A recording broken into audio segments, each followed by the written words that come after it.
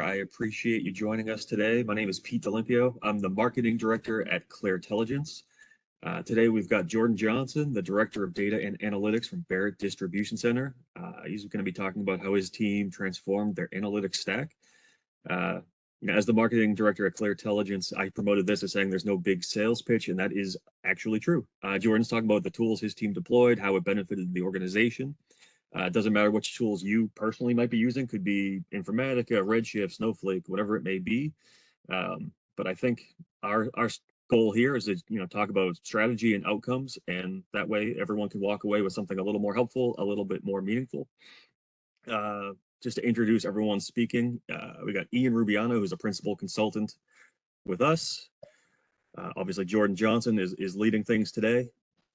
We got Ben Bessie, Joel Guerin. They're here to field any questions you may have about whatever tools you happen to be using in your stack.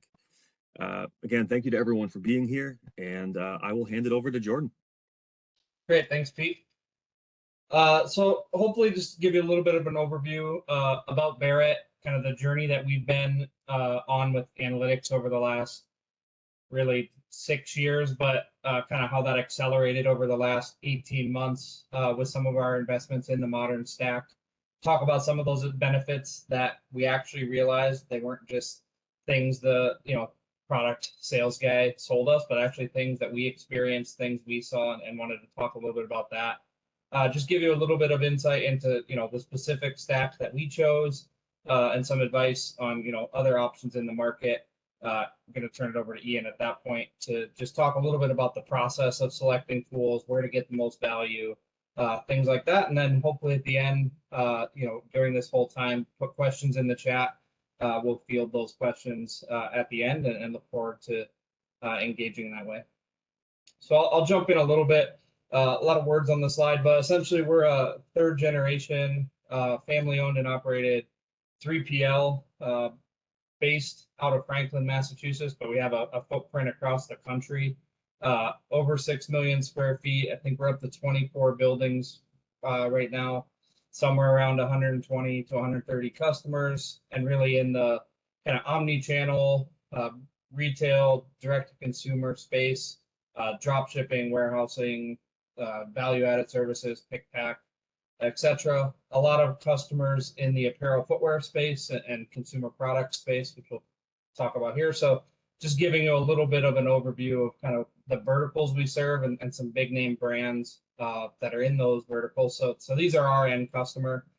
These are the people that we're looking to provide insights to about their business, specifically as it pertains to our services of warehousing and distribution and transportation. And I think we've made a lot of enhancements and really have started to develop a good product for these customers using analytics, using insights, and some of the traditional BI tools. Just a quick slide on our footprint. We are, I think it's 24 deep at this point, really across the country. A lot of concentration in the Memphis, Mississippi region. As direct-to-consumer continues to grow, so does our need to have something in the middle of the country so we can service large swaths of the country in that next day, 2-day fashion. So wanted to kind of take a step back and give you guys a holistic story into kind of where we started back in late 2016, 2017 to really where we sit now in 2023. And really we started back in 2017. I said humble beginnings, right? We had a data warehouse. We hosted it ourselves. It was a SQL Server instance. We spun up some pretty basic either replication services or built our own pipelines. We made an investment in Salesforce as our CRM at that time. We were also hosting our own Tableau server. And we really had one single consultant whose aim was to work with some of our VP level leaders and develop what was the start of our analytics environment and our BI environment. Then in 2018, as a company, our IT really started their cloud journey. So we chose AWS to move to the cloud, really started to migrate a lot of our core services from the IT side to the cloud. As part of that, we moved our data warehouse just to an EC2 instance, so it wasn't hosted locally anymore. It was in the cloud, but it was still very simplistic. It was just a SQL Server instance living in the cloud at that point. We had replication from our WMS, which is where most of our key data comes from. We're syncing somewhere around 30 million rows of change every month right now, just from that system alone. It's where all of our inventory lives, our order management lives, our invoicing and billing for our customers. So there's a lot of data that lives in that pretty significant size data source. Then we're syncing things from Salesforce, and at the time we were syncing things from Chronos, which was our time clock. We were starting to dabble a little bit in reverse ETL, doing some feeding back into the CRM of some basic analytics that we were doing in that data warehouse. 2019 is when we kind of changed directions a little bit, found Cleartelligence, started working together on the next iteration of what analytics looked like. At that time, most of the move to the cloud was done from an IT perspective. So all of our core stack was in the cloud at that point. Doesn't mean it was optimized for the cloud, but it was in the cloud. We really started to build out what I think is a differentiator for us in our DevOps team, a really bunch of talented individuals who do a lot of our own development in-house. That started off the conversation for a web portal that we wanted to replace the tool that our WMS gave us out of the box, and something we wanted to do custom. So that team really got started in 2019 and has played a key role in some of the things I'll talk about later on. And then during that time when we started to partner with Cleartelligence was about the time that Tableau rolled out Tableau Online, which I think is Tableau Cloud now. So we did start that migration to Tableau Cloud and getting away from our hosted Tableau server, which was also super helpful just to reduce that kind of IT reliance. That was one of the starting points of that, right? Like Tableau was managing the environment online for us versus us having to kind of manage that server, keep up with updates, and all of the work that comes with just maintaining the server. In 2020, really as a company, I think we had established some of our core analytics foundation. And that's when we started thinking about, okay, how do we make sure this is actually governed? How do we promote self-service analytics and not have this just be a set of a couple dashboards that we've developed? How do we get this out so analysts can start using it, users in the business can start using this data to drive decision making? During that time, we launched our first internal Tableau Explore program. So we partnered with Cleartelligence, went through a couple of their training courses, and had a group of 10 analysts in the company that went through a kind of basics of Tableau and then an intermediate Tableau, and really started getting our analyst exposure to the data that we had started to curate back in the last couple of years. At the time, we also hired a product manager, which spoiler at the time was me. So we hired someone to solely focus on Tableau, on our analytics environment, and have that be less of just a kind of a side project for our little cohort of VPs, but actually have it be, someone that could own it and help advance some of the things we wanted to do with self-service analytics. At the same time, that year we hired our first CFO, which doesn't seem super significant at the time, but in 2021, as part of that, once he got up to speed, he really consolidated all of the analysts under him. So we created an actual analytics department that was centralized. It sat in the business, outside of IT. IT is our greatest partner, but we sit in the business, so we're that much closer to decision making and can really provide analysis upwards and side to side to the other partners in the business, so we can make sure we're making the right decisions for our customers and making the right decisions internally for the business. And really that team has grown to take on everything from traditional FP&A to kind of pricing and rate renewals with our customers to our customer facing analytics offering that exists in the web portal that we built in 2021. So really was also when we were building that web portal, started really looking at new use cases and realizing that our current data warehouse wasn't super scalable. As we started adding more analysts, as we started adding more workload with more dashboards, more reverse ETL, more transformation inside the data warehouse, like it all became a little bit of a log jam, and you can only size up your EC2 instance so much to meet that work. It wasn't working for us. So we started to explore, all of the modern data warehouse options and ETL tools out there. We really took a hard look at Snowflake and AWS Redshift. Primarily, AWS Redshift was in our stack. The whole IT department was built in AWS, so that's the AWS service offering, and I think it's a great service offering. We chose to go with Snowflake just because it gave us some opportunities to kind of even further reduce our dependency on IT and really be able to be kind of business focused and go at the pace that the business was moving.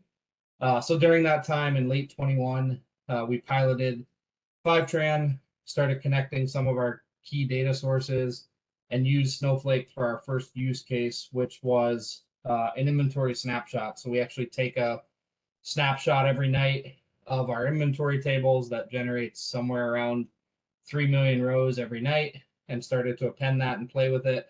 And it's really been great. We're 18 months in now and have like 400 million rows of data sitting out there, and Snowflake performs really well with that. We're able to transform it really well.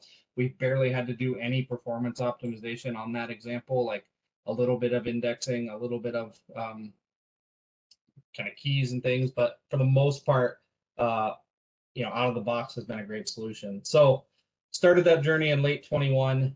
Also decided when we made that investment, we were going to hook up some of what we were building in our customer facing web portal to actually run based off of Snowflake. So in 2022, last year, we finished that move. We actually moved all of our existing analytics to Snowflake, dbt, fivetran. We have over, I think it's actually 16 now that we've stood up a few more data sources in the last couple of weeks. But key pipelines going through fivetran. So we took the 10 different ways we were doing replication and moved it into one tool, optimized that spend, and really had one place to go to monitor all of that. And fivetran has a lot of great options for, transformation and controlling costs. The more you do, the cheaper it gets.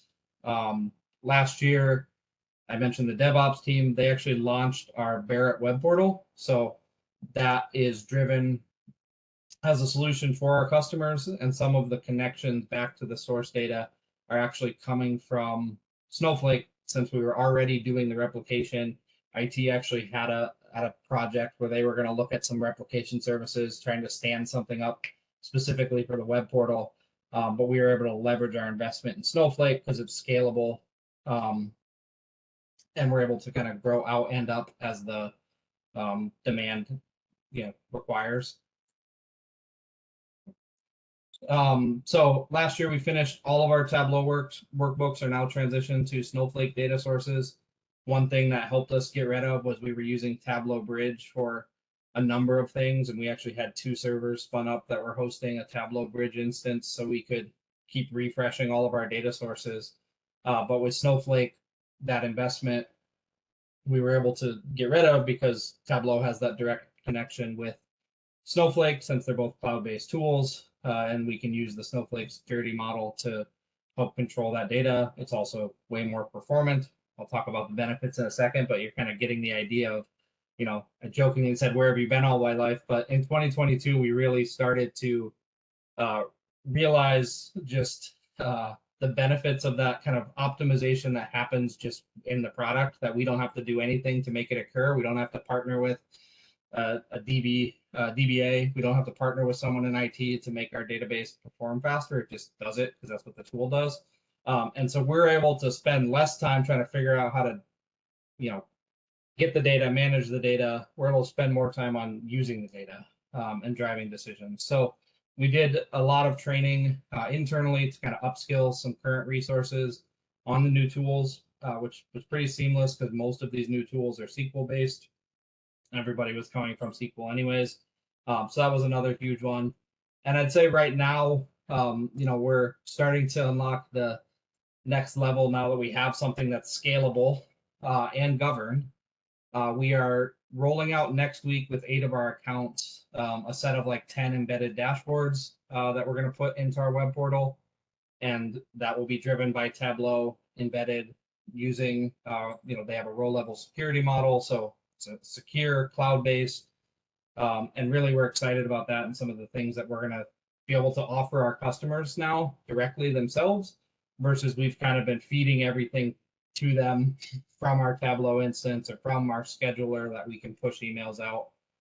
So I'm really excited for kind of the self-service aspect that's coming to our customers here in the next 6 weeks as we get through our beta and start to make that just part of our general offering.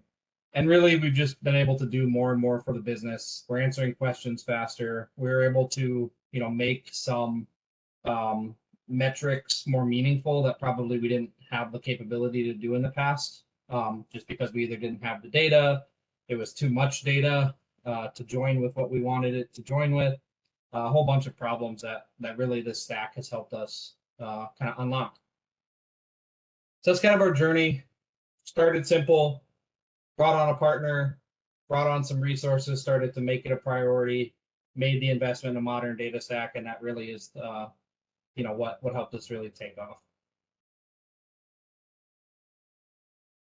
So I'm not gonna spend too much time on this slide because I don't want it. I was trying to make this slide not super salesy, but it kind of gets a little bit salesy here. So, these are all of the things that a salesperson told us when we were looking at some of the modern tools, or even some of the things that Cleartelligence told us when we were doing some of our, exploring what was out there. And, we went from really slow performing queries, where I'm running a query and it's taking 5 minutes to load all of the data. So we were using Tableau and just creating really large extracts so we could kind of analyze it in Tableau, versus now, because of Snowflake being so much faster, we're interacting with the data more in that real time, and there's no optimization required. It's also now a scalable solution where we've set up 3 or 4 warehouses to manage kind of loading data, transforming data, our visualization layer, and then our analysts are all on their own data, on their own warehouse, so that we can kind of manage cost and scale up to meet the needs, especially of that web portal where our customers, there's large peaks in the day where they're accessing information pretty frequently from noon to 5. And then there's valleys where no one's on at 2 a.m. checking their inventory levels because they're sleeping. In the past, it required a lot more kind of direct reliance on IT. I'd say that relationship has definitely switched more to a partnership. Like, we're also not just kind of consuming what we need from them, but we're also adding value back to their work and helping them, solve use cases that they have come up. And really, it's become a beautiful partnership. My team works really closely with our DevOps team. We also work really closely with the senior director who kind of manages our security and some of our kind of centralized apps that we use for finance, HR, etc. So a really good partnership. In the past, really long life cycles for new data pipelines. Now that becomes a very short, like a lot of them have pre-built connectors and it's a push of a button, or just getting the API key so we can start syncing that data.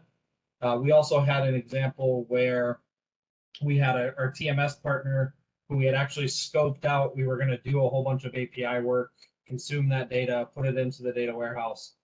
We ended up with this investment being able to, they actually just started replicating to a SQL Server instance on Azure that was specific to us for our data. We were able to connect fivetran to that Azure instance and just start replicating the data on ourselves. So we had no API work to do, no IT work to do on our side. It was really the vendor was able to set up that database for us. We were able to connect to it securely, start pushing our data into our data warehouse, where we're able to join it with all of our other great data, and even some of the things that live out on the Snowflake marketplace to enhance that data.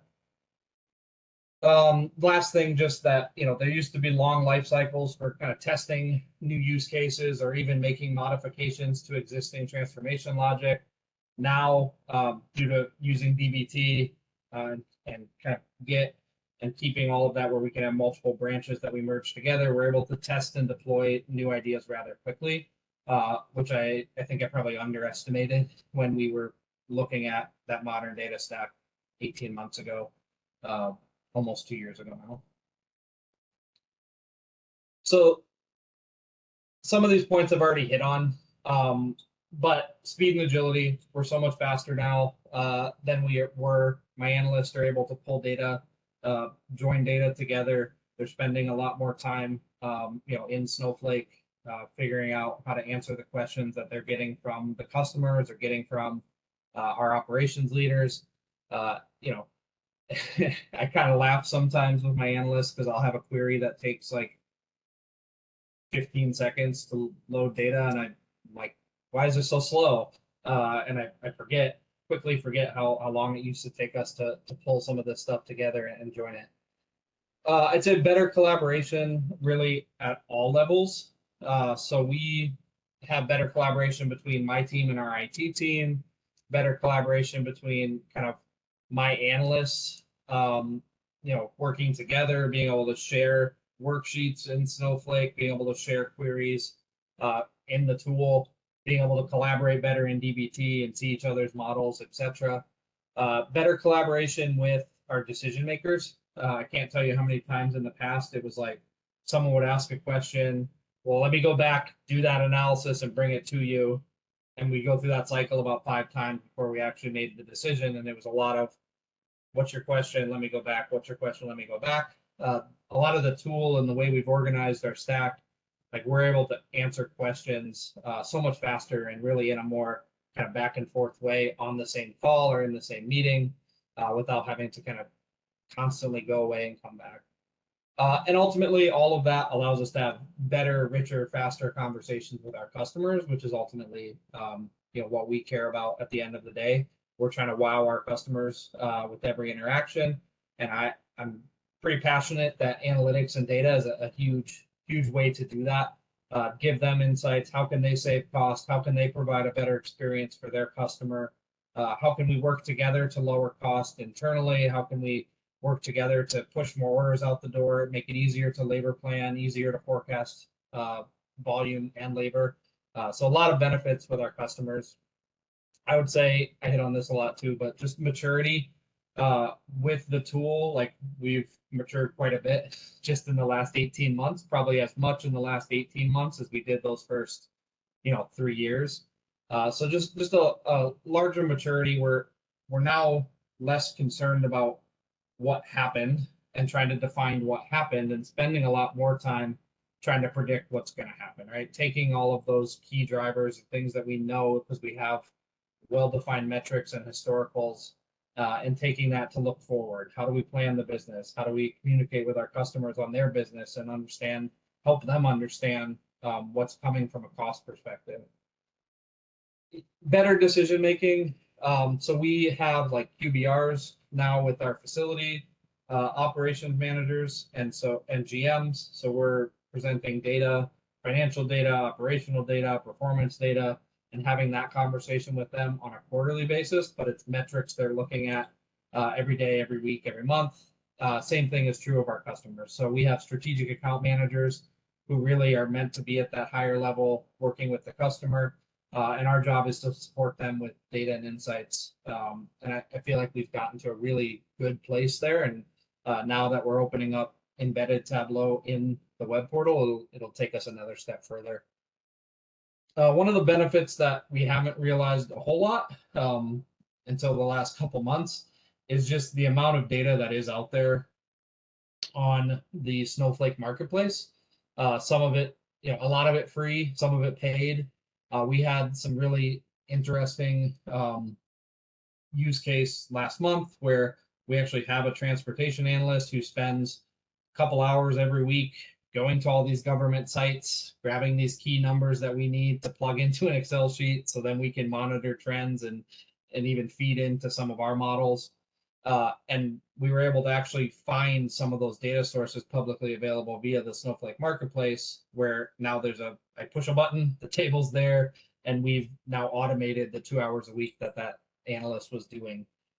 I'd say as we're going faster, that just also allows us to have, more innovation, more ideas. It's not oh, we can't do that because the data warehouse can't support it or our stack can't support it. Nothing's off the table as a starting point. We always kind of bring it back to like, what value is this going to drive for the business?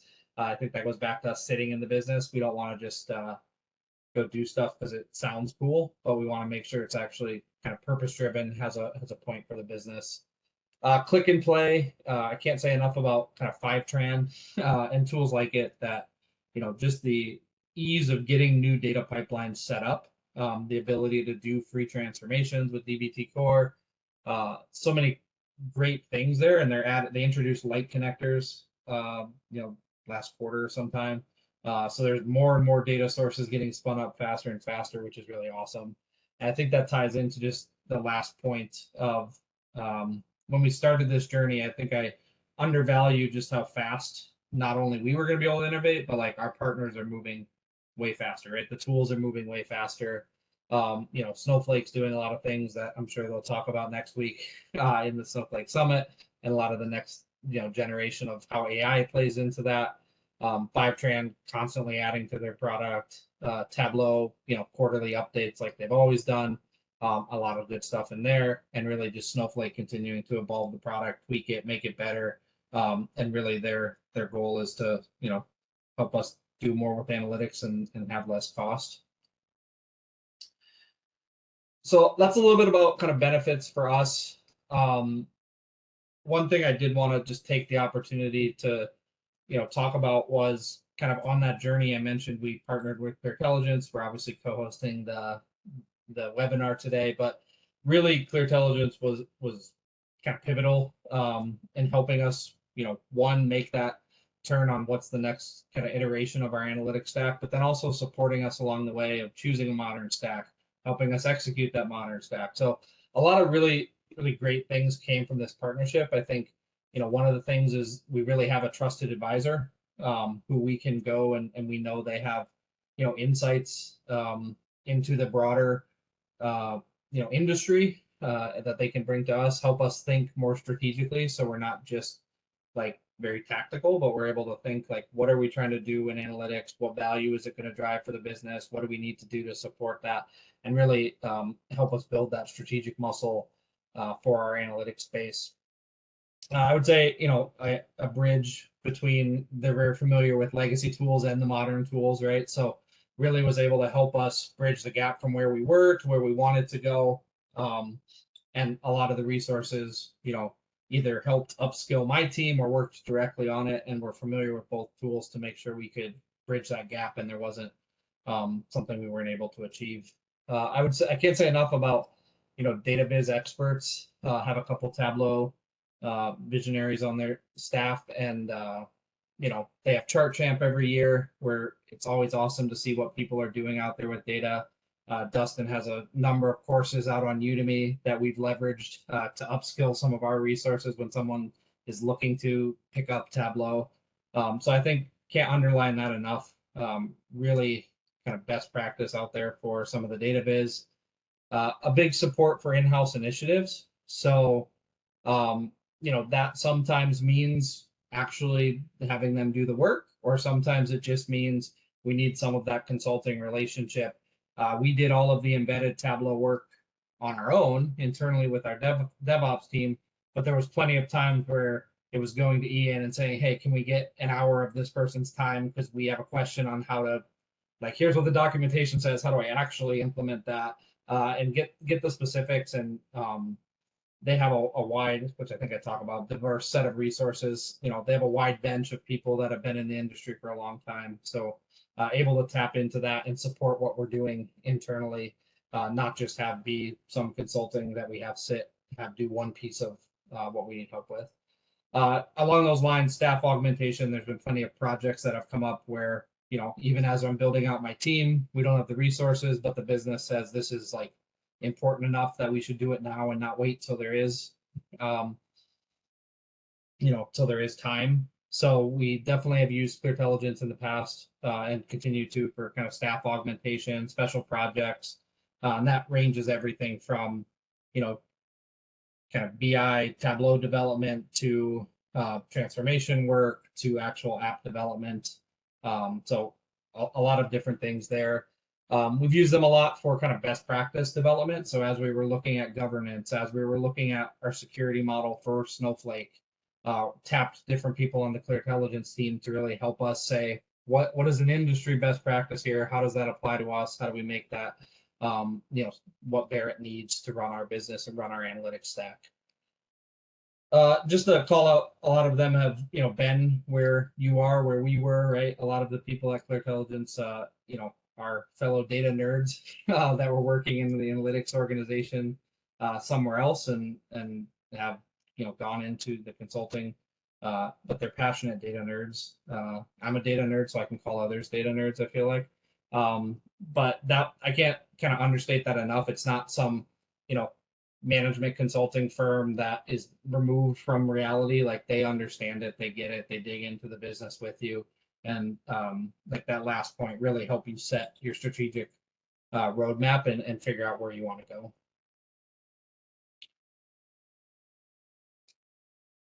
So kind of last, I got 2 slides left. I know I've been talking a lot, and then I'm going to turn it over to Ian here. I just wanted to give you guys a little bit of an insight into just these are the 4 kind of core tools that we implemented when I referenced modern data stack. These are the lens that I'm looking at it from. Fivetran for most of our transformation, Snowflake being our data warehouse, and then dbt was one of those tools that wasn't even on my radar when we were exploring a data warehouse. And then we got to the point of like, how are we going to do transformation and some of the orchestration layer? How are we going to manage shared SQL? Like, how are we going to manage these models and really encourage collaboration on them too? And so we found dbt. Cleartelligence brought that as an option. We explored it, and that one has been quite surprising to me, just how much it really has allowed us to kind of collaborate, get all of our kind of models in one place that are also easy to, there's some natural documentation and lineage that comes from that. There's connection to the Git repository, all sorts of great things. Free transformation with fivetran also. We haven't really explored that too much, but I have all of these nuggets in my mind of ways that we'll use that to enhance some of the work we're doing. And then Tableau, really, best in class viz tool.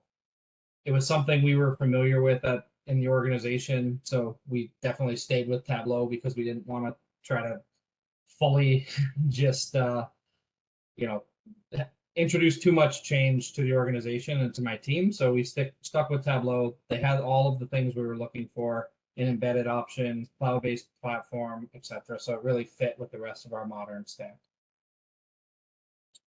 Kind of last kind of pieces of advice that I have just for people out there looking, exploring these tools on that journey, ready to get started. I think one of the things for me, we sit in the business and really focusing on business value over shiny objects. It's really easy to kind of look at all of the things you maybe can do, but really kind of focus on what will drive your business forward and start there. I think defining those key objectives. So one, just call out, when we went to the modern data stack, like we had a lot of governance already in place and a lot of definition of KPIs, definition of key data sources, etc. So we were able in our journey to the stack, like really able to focus a lot more just on going and enhancing and going faster. But I would say that like if you're starting from scratch, you really need to sit down and define those key objectives and let that kind of be your guiding light. I mentioned Cleartelligence helping us along the way. I think, having a partner who's outside of your organization that can help you navigate the industry a little bit and understand what others are doing in the space, super helpful. Be willing to kind of take chances, fail fast. I think with the more modern tool, it allows us to try out some things and kind of preface it when we expose it to the organization that this is new. This is still in QA. This is still something we're exploring, but like give us feedback. Let's go together. And so we've kind of adopted the mantra of trying to fail fast. What visualization doesn't work, so we can have the right viz that actually makes the decision makers process faster. And then the last piece, Ian's going to talk a little bit about all the tools that are out there. Don't get overwhelmed by tool selection. Define those key objectives and really find something that works for you, I think, is the most important thing. So that's a little bit about Barrett, and I'll turn it over to you now, Ian. Awesome. Thanks, Jordan. So just to reintroduce myself, my name's Ian Rubiano, principal consultant with Cleartelligence. Been working with Jordan and the Barrett team for several years now, as he outlined.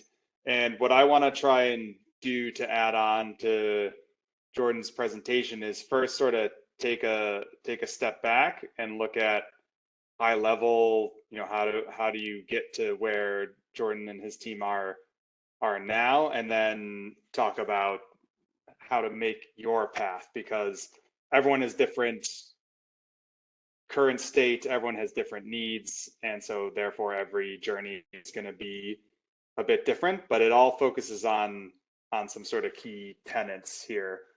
So we're going to zoom sort of out a bit and see how this could work for any sort of scenario.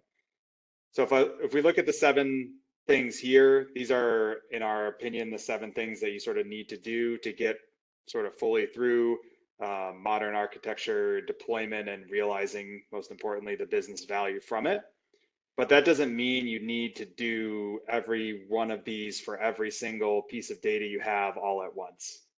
So the key is sort of breaking it up. But just to talk about them first quickly, the one sort of overarching thing that you need is both conceptual and definitional data governance. So I'm not going to spend a ton of time talking about it, but having data governance to govern what you're doing is probably the best thing you can do in terms of the amount of effort to set data governance versus the amount of value that you get out of it.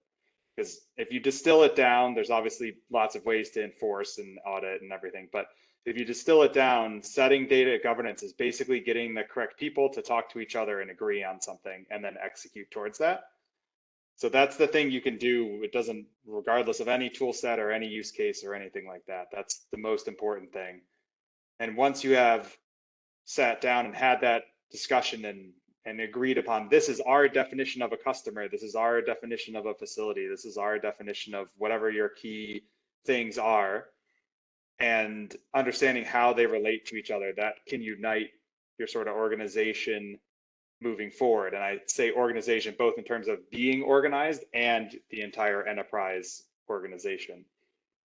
And once you have those key concepts in place, then you can move on to number 2, which is sort of technical modeling and project selection, I'll talk about in a second.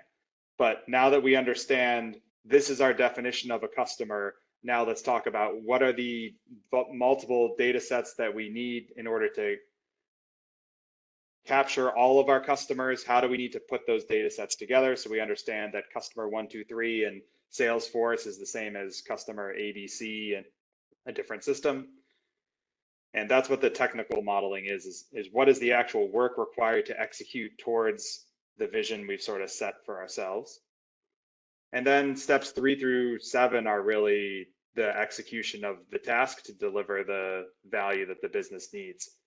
So I'll go over these pretty quickly because Jordan hit a lot on these, but you need to obviously ingest the data, get it out of whatever the source is, put it into wherever you're going to keep it. Obviously, in Jordan's case and in our opinion, the best would be Snowflake in terms of a cloud data warehouse. Then once you have all of your source data in your warehouse, you need to transform it. You need to master it. Again, understand a customer here is the same as a customer there. You need to enrich it.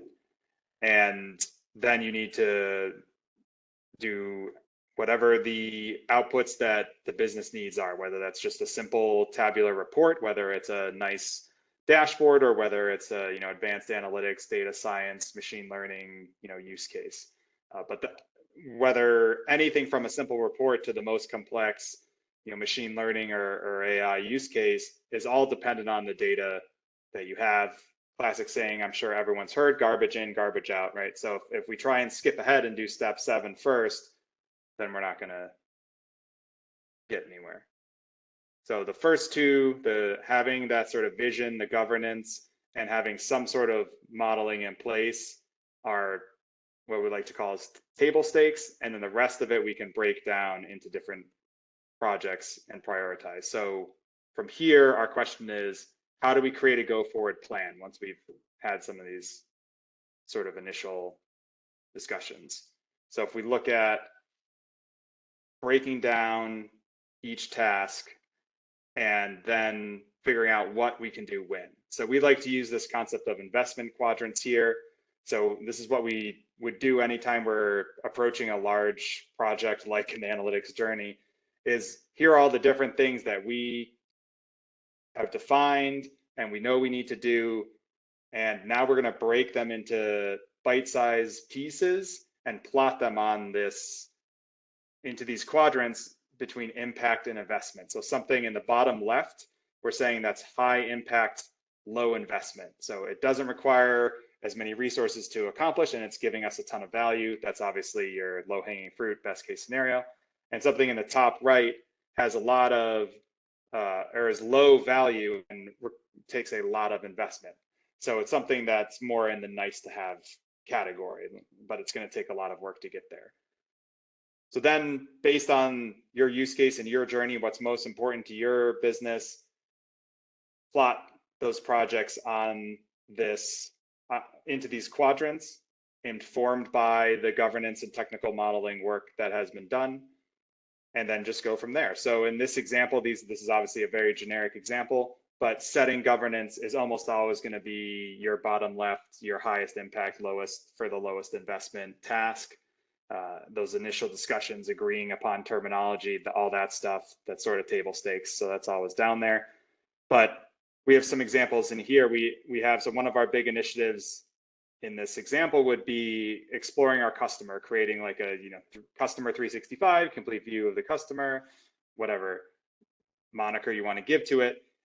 But that's obviously a huge project. Understanding all your customers and everything that they're doing is a very large project. So here we've broken it down into a couple pieces. So towards the bottom left, we see existing database. So maybe we already have a customer legacy database. Maybe it's a SQL Server or something, and we want to get that replicated into Snowflake and start doing some analytics on. That's easier to do. And then maybe to the right of that, we have Google Analytics that we're already using. We already have some pre-built reports and analytics there. So we can, again, get that data into Snowflake or our data warehouse and sort of replicate the data there and execute on those reports. And then in the top right, still on the customer project, we also have a ton of social media data about our customers, but it's unstructured data. Obviously, it's coming from multiple sources. We would need to get it from LinkedIn and Facebook and Twitter and whatever else. And then we would need to structure it all so it can be used. And so that's a longer term project. And maybe for our business, we don't value that as much as our customer information that's in Salesforce, which is sort of in the bottom right, where there's a big amount of investment, but there's a bigger impact. So that's just an example. It's obviously super generic. So we would want to do this for any particular use case with a lot more specificity. I think that's a word. But you can sort of see where this is going. And this allows you to be able to break down very large projects into manageable chunks, and you don't do all these at once. So maybe this quarter we only have budget and resources to do X, Y, and Z, and next quarter we do A, B, C, and then eventually sort of get through it. So that's the approach that we sort of advocate on tackling such a large task as transforming your analytical infrastructure and environment, moving into modern architecture on the cloud and delivering business value from it. The last point I want to hit on is that you have a lot of options. So Jordan listed out what worked best for them. Those are all terrific choices. They're on this slide somewhere, and there's much more than it's even on this slide. I didn't want to put a million logos on a slide. It's this busy enough as it is. but every journey needs to be in the context of a couple things. One, what do you have now? So if something's not broke, we don't need to fix it right away. Eventually, sure, pie in the sky, we want every piece of data coming through fivetran, every piece of data in Snowflake, every piece of data being modeled by DBT only. But maybe today we have a SQL server, we have MySQL, Postgres, whatever. We have some existing databases, we have some existing processes we already built in Informatica or in Alteryx that's doing all of our data transformation and enrichment.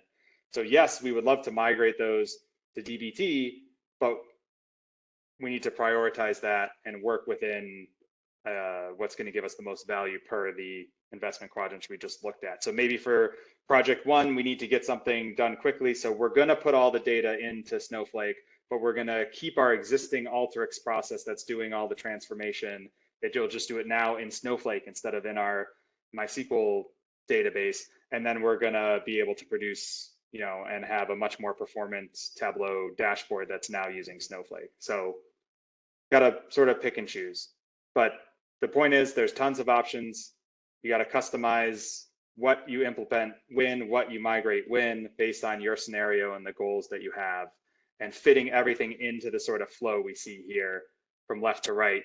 You have your data, you're going to load it into a warehouse, and then you're going to produce things from the warehouse, from the transformed views in the warehouse.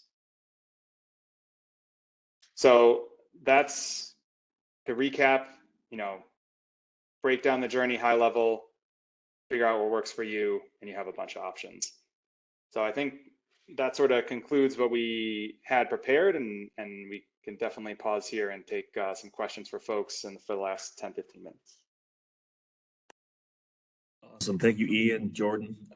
Really appreciate you guys diving into that for us. We've got a couple of questions that have come in. Jordan, are you able to explain how you were able to embed Tableau? What was the use case? How many people were looking at it? How did they design the visualizations that were embedded? Sure. So we designed the vises kind of internally.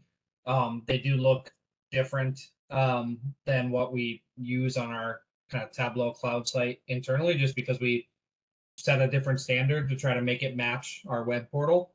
And then, they have a embedded API that we're using to simply, make those things happen.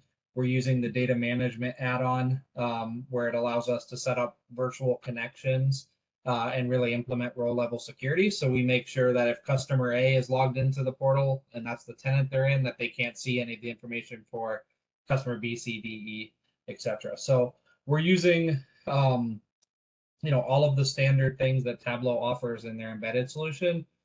We are probably going to, it's not a publicly facing site, so we're going to probably have a couple hundred users that are accessing it across our, out of our 120 customers, there'll probably be half of them that actually use it for kind of the more strategic analysis that we'd put in there.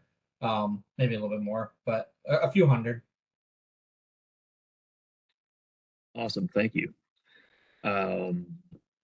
Here's one that says, how do I get security teams to sign off on this if they are skeptical of putting data in the cloud? Might have to defer to you, Ian. I didn't have that problem because our IT team had led the charge on getting everything into AWS. And one of the points that I forgot to hit on with our stack is it's actually all we procured it all through the AWS marketplace, so it's all attributing to our kind of AWS spend and discounting structure. But from a security perspective, I think we just follow the process, follow any policies that our security team is putting in place. With this embedded example, we had a security review. We walked them very clearly through everything that we had set up, everything that we had tested, and everything that's documented out there in all of these many tools. Snowflake, fivetran, they all have loads of documentation out there. AWS, same thing. So I would say just kind of making sure that you're following whatever policies your security team has put in place. But I don't know, Ian, if you have any other thoughts on that one. Yeah, I can add on a bit. So obviously that's definitely the ideal scenario, is having sort of buy-in from IT or security teams, any other business systems teams that you may have internally. That's getting easier and easier, as time goes on and the cloud is more and more pervasive. It's becoming more common for it to be utilized, and sort of everyone's realizing that it's not perfectly secure, but being off the cloud isn't perfectly secure either. So it's all about the execution of in either case. But my suggestions, if you're getting pushback on that, would be, yeah, as Jordan mentioned, there's tons of documentation out there to review.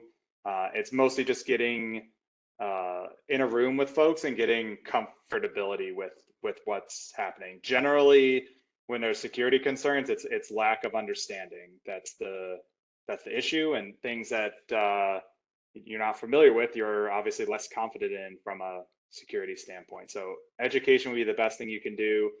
Having as much support as you can from the business, from executive sponsors, et cetera, to help push security teams to sit down and actually take a hard look at it is very valuable as well. And these days, we rarely see an instance where a security team does a thorough review and concludes like, no, this is a bad idea. So it's usually just getting the buy-in and the time set aside to do that thorough review and go over everything and explain everything. And then when you're implementing it, obviously following all of those protocols, that's where we sort of see the barriers. But I wouldn't be surprised if there is some initial pushback, if someone hasn't done a ton of stuff yet, that they're concerned with how does the security work if the data is going from here, and then fivetran has it, and then Snowflake has it, and then dbt has it, and how does this all work? So education would be number one. Awesome. This is one that I thought was interesting. Jordan mentioned data nerds, and I am the marketing guy, and so I don't have an extensive data background. So this is one that was on my mind. It says, in terms of ROI, like that's the question on everyone's mind, right? You made this investment as an organization. What is the yield? Is it cost savings? Is it efficiency gains? Is it incremental value? Can you give us, Jordan or Joel, kind of a view of where you saw a return on this pretty significant investment? Yeah, I mean, some of it, I'll be quite honest, is like table stakes.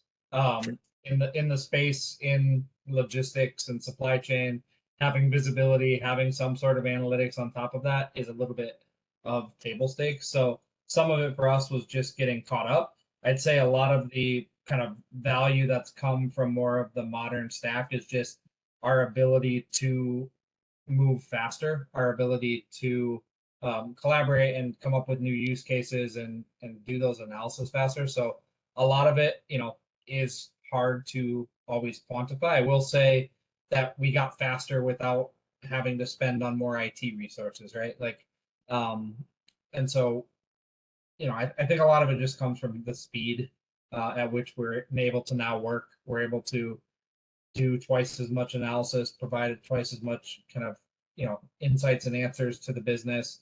For us, like every customer gets a strategic account manager. We try to provide them with, dashboards, tools, insights. Now with this stack, like we're able to support that much faster. We're able to have a centralized KPI engine that we add customizations to in one place. In the past, we had analysts spin up multiple workbooks in Tableau, and that's where like the customization lived. Now it lives in dbt, and it just allows us to have kind of that one source of truth. So I'd say a lot of it is, not hard ROI, but it is. I think if you pulled, actually, we just did this. We pulled all of our GMs internally, and we do an NPS survey to our customers also, and we ask them kind of how they view each center of excellence that we have, data and analytics being one of them. We scored pretty high compared to the rest of our organization and the rest of the kind of central services. And a big piece of that is because we are adding value to the business. Like we get to help people answer the questions that they have and make better informed decisions. So I think some of it has come through in our NPS surveys. Some of it has come through in some of the conversations and internally just the support we're able to give to drive the business forward. Yeah, and one thing I could add to that is, so once once you're up and running, so to speak, and you're delivering that business value that Jordan's talked about, it's on one hand, yeah, you're probably delivering way more value to the company, but it does become harder and harder to quantify. One thing I'll add is when you're sort of starting out, you're going to be delivering less value because you need to get the environment set up and everything, sort of running. But at the beginning, it is easier for an initial selling point. There's really great, calculators for Snowflake. How much is stuff going to cost on Snowflake? How much is it going to cost on fivetran? Fivetran gives you the free time at the beginning of every connector to see how much data is going to be flowing through before you pay for it. So taking those tools and then comparing to what you're currently paying for, in-house servers and whatever the current stack is and all these different, MySQL instances and whatever, it can be a great initial selling point, because odds are you're going to really cut your infrastructure costs, because with the modern stack, you're essentially paying as you go instead of having to predict your volume and pay for the hardware to support it accordingly, which is almost impossible. So generally, that's an inefficiency. So when you're getting started, that can be an initial selling point to get buy-in, like, hey, we're going to save this amount of cost. And then once you're up and running, then you're still probably saving some cost, but then the real value is what Jordan was talking about. Yeah, and for us, like tangibly, we decommissioned another ETL tool when we transitioned to fivetran. We got more out of that spend. We downsized our existing EC2 instance that had our data warehouse plus some other things sitting on it. So like we were able to save costs in these other buckets, and we did quantify that. And then I think your point, Ian, just about like it does scale up and it's pay for what you use. So if there is something that is a use case you want to explore, like you can explore it, understand what the cost is, and then make another decision on if you want to keep doing that or not, right? Is it worth the cost? I will also say, just while you're on that journey, take every opportunity you can where if there's something that you were just able to achieve or something you were able to deliver to the business, like make sure to make that connection for your executive sponsors of like, we were able to do this because we made this investment.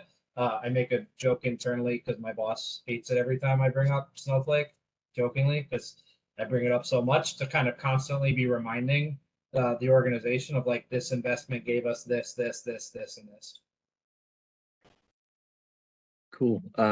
Sort of along those same lines in terms of, the ROI side of it is, what are some of the, specific examples of maybe insights or discoveries that you maybe don't think you would have found if you had stayed on your old system or if you didn't modernize?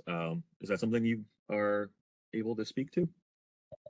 Yeah, I mean, for us, like, it was, a little bit of avoidance of like, we would have had to figure out a solution to power some of our web portal. Like the existing data warehouse wasn't going to do that. We did some more kind of snapshotting, bringing in unstructured data. There's a lot of that we wouldn't have been able to do. So, broad strokes, there's a whole list of things. Embedded Tableau is probably one of them that we would have really struggled with. Just the number of users we're adding into our internal Tableau environment. Not super, like, we would have struggled to scale a lot of the stuff that we were doing, especially as the analytics department has grown, and we're starting to branch out where we're getting others in the business, in our engineering team, in our billing team, and some other teams in the organization trained up so they can use Tableau and Snowflake to answer questions. So it really helped us support our self-service kind of where we want to go.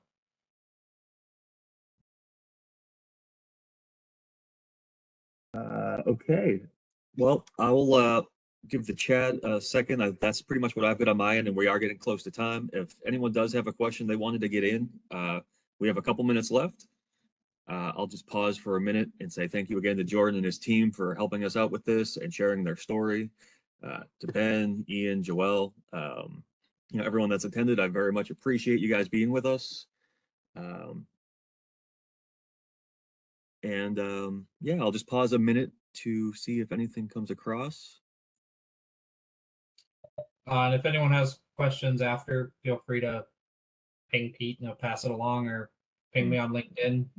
More than willing to kind of give you a little bit of answer any questions about our specific situation and journey that you guys would like.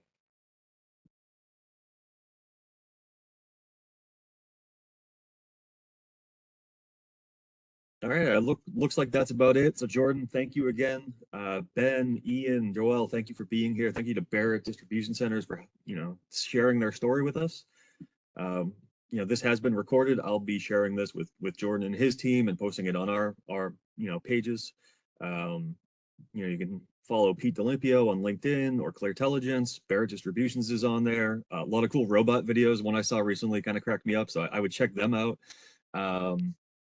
And again, thank you, and we will talk to you the next time. Thanks very much. Thanks, everyone. Thanks, everyone.